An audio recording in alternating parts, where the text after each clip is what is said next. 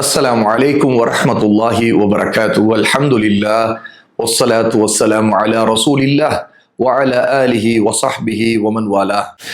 இன்பமாய் வாழ்ந்திட இனிய வழிகளில் 14வது அல்லாஹ்வின் மீது பொறுப்பு சாட்டுவது.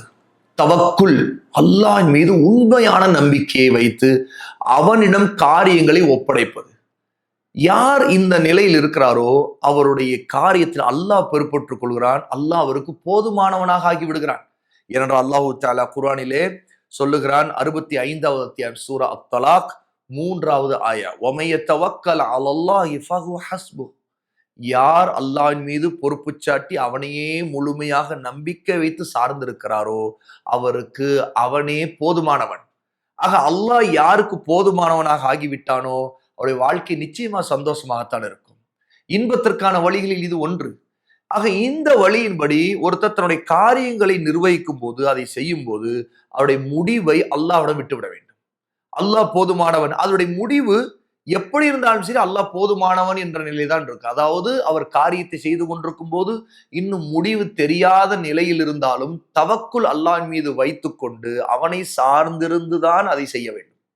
அந்த காரியத்தை அவர் முடிக்கும் போது அவருடைய விளைவு, அவருடைய பலன் நல்லதாக இருந்தாலும் சரி, தீயதாக இருந்தாலும் சரி, அவர் அல்லாஹ்வின் பக்கம் தான் திரும்ப வேண்டும். தவக்குல் அல்லாஹ்வின் மீது வைக்க வேண்டும். ஏனென்றால் அவருக்கு ஒரு தீயதாக இருந்தால் கூட அல்லாஹ் போதுமானவன், அல்லாஹ் இதில் ஏதோ ஒரு நன்மை வைத்திருக்கலாம் என்று அவர் திருப்தி அடையலாம்.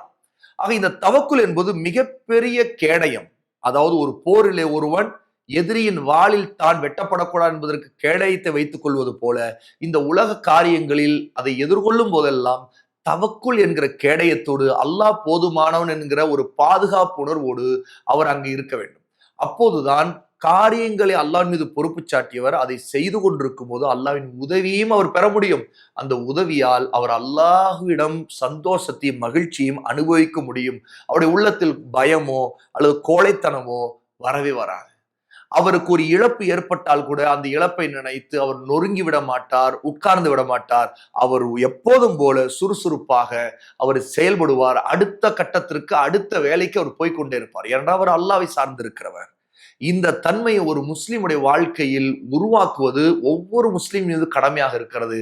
ஏனென்றால் அந்த முஸ்லிம் இன்பமாக இங்கேயும் வாழ முடியும், மறுமையிலும் வாழ முடியும்.